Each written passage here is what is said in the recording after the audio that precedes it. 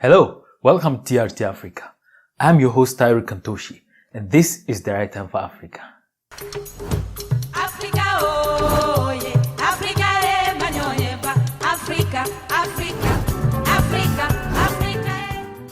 Africa, you probably know it as a place of doom, as a big desert filled with big ancient animals. And if you are so much into your comfort, you know Africa as a place where you come for safari to see your childhood celebrities like Simba and Mufasa, or perhaps a place you come to volunteer in a humanitarian work to fill up the volunteering and charity work part of your CV. Some of you also know Africa as a land filled with sick babies with flies playing volleyball all over their faces. Also, HIV/AIDS, hunger, terrorism, crimes, and war. A country that has come to be known as the World Food Programme and UNICEF's backyard. A clear manifestation of hell on earth. I said a country because Africa is seen as one big entity. By the way, if you are one of the people who still thinks Africa is one giant country, keep watching. But wait.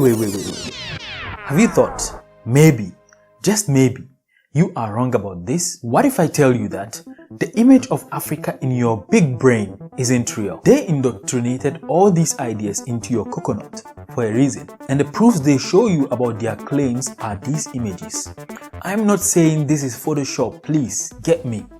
But spoiler alert, the last 3 pictures I just showed you weren't even in Africa. This is in the middle of Europe, but I will not tell you where, so Google it. After all, if you are watching this video, you are probably on Wi-Fi, so it must be free. So this means anyone can go to even the most beautiful places on earth and take the most nasty pictures. It's just a matter of perspective and self-interest. Those who are telling you this kind of stories are making trillions of dollars every year out of this land of doom. I'm not here to also tell you that Africa is a heaven on earth, which it probably is. Oh my goodness, this is heavenly. When I show people stuff like this in Africa, they don't believe it. But at the end of this video, you will not think of Africa the same way anymore. First of all, Africa is a huge continent, huge, with 54 countries. It's a huge problem. A huge problem. That is a huge problem. So you think he has a bigger problem? I think he's got a huge problem. Think of it like Asia. When we say Asia, you don't think of it as one big place full of Asian-looking people, right? In Asia, we have China, Japan, Korea, India, Bangladesh, Iraq, Syria. Yes, Syria, and even Iran. In case you don't know, the Middle East is also part of Asia. And I know you also don't think of Asia as a continent full of Arabs wearing kufiya, riding camels in the desert, right? All these places that I just mentioned are unique in their own way. Just like how Japan and China are not the same, and you know the Japanese people are way different from Chinese people. You're racist if you think they look alike. Also, in a different context, you know very well that Koreans are different from Afghans, and Indonesians are not even Indians. Even though it may sound like Indo-Natians or maybe Indian Asians. But why is it that when it comes to Africa, you think of it as one homogeneous place that has the same people who are speaking an extraterrestrial language called African and chasing lions with bows and arrows? Is it because we all kind of look alike? We are all shades of black. We look dark. So we must all be the same. But you're right, because once you go black, you never come back. Stop joking, Tyru. Let me give you an example. The first time I traveled to Europe, everyone looked so white for me, but I've never mistaken an English person with a French in my life. So overall, we Africans are all unique in our own ways. Nigeria is not like Ghana, even though we have some things in common.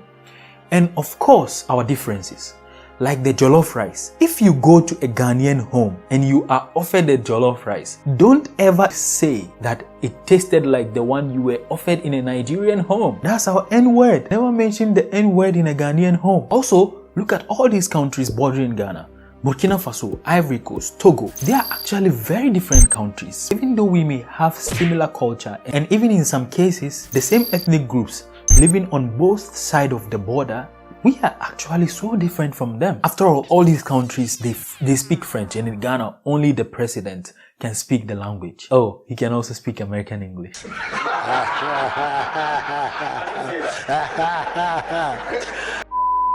Even though they border Ghana, they are actually very different countries with different people, speaking different languages, and have a unique culture and varied ways of life. Now let's cross from West Africa to East Africa. The two East African giants, Kenya and Tanzania, are neighbors.